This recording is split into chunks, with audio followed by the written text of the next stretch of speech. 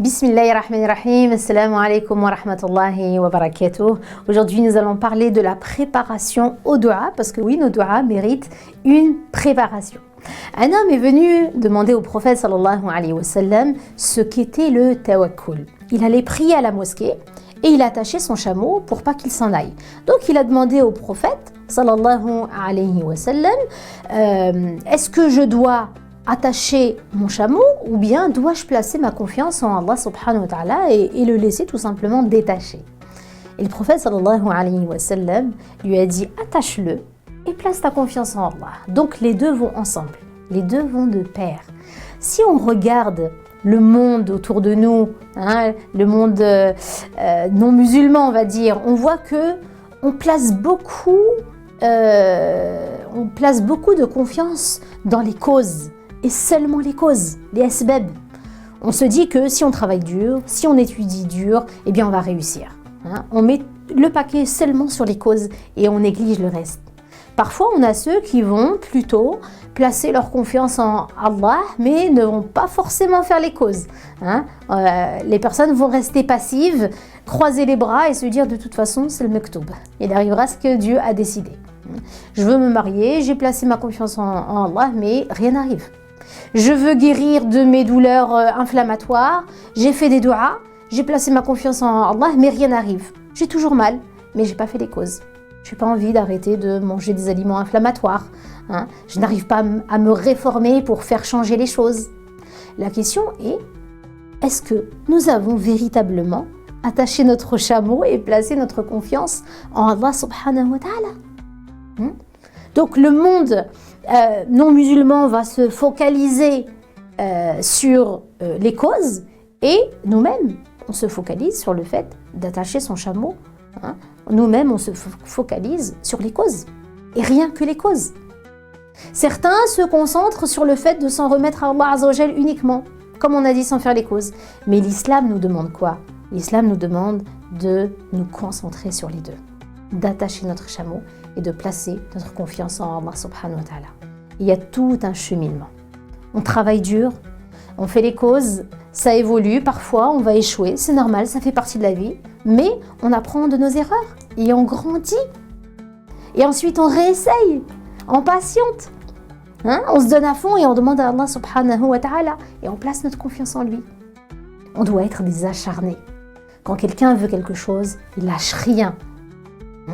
Et même un échec n'est pas une excuse pour quelqu'un d'acharné pour lâcher l'affaire.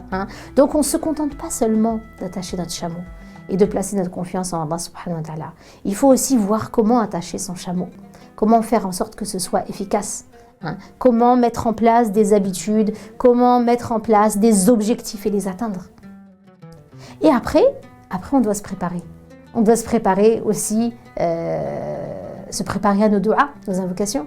Si une personne ne s'est pas préparée, n'a pas réfléchi aux duas qui lui tiennent vraiment à cœur, aux choses dont elle rêverait vraiment, qu'elle voudrait vraiment, eh bien ce qui va se passer, c'est qu'elle sera dans la routine des invocations.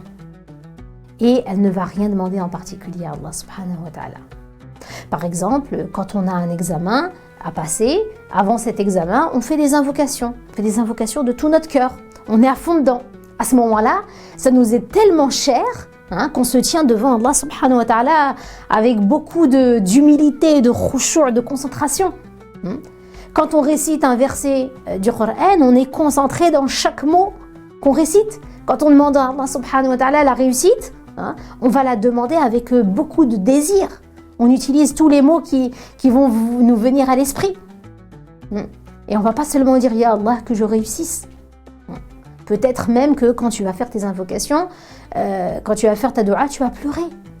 Par exemple, je ne sais pas, ton parent est malade, il est entre la vie et la mort et tu pleures. Parce que tu as quelque chose de spécial à demander à Allah subhanahu wa ta'ala.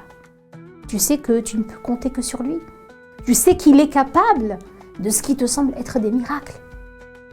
La question maintenant, c'est qu'est-ce que tu as aujourd'hui à demander à Dieu? As-tu des duas à faire? Des choses qui te passionnent, des choses qui te sont chères? Et si c'est le cas, comment elle va être ta prière? Elle va être pleine de khushu', tu vas être concentré. Elle va être pleine d'humilité parce que tu as quelque chose de spécial à demander à Allah subhanahu wa ta'ala. Donc chaque jour, tu fais ta prière, tu es en prosternation, tu es à fond dans ta dua. Et peut-être que lorsque les gens se plaignent qu'ils n'arrivent pas à être concentrés dans leur prière, peut-être que c'est parce qu'ils n'ont pas de dua particulière à faire. Parce que quand tu as des invocations spéciales à faire, eh bien ça te donne la concentration dans ta prière. Tu sais que tu es là, en train d'appeler Dieu, et que tu attends ardemment d'être exaucé. Et c'est en ce sens que l'invocation est une véritable adoration. Et elle nous aide dans le khushu', dans la concentration, dans notre prière. Alors préparons nos doigts. Barakallahu fikum. À la prochaine fois, Inch'Allah. Salam alaikum wa rahmatullah.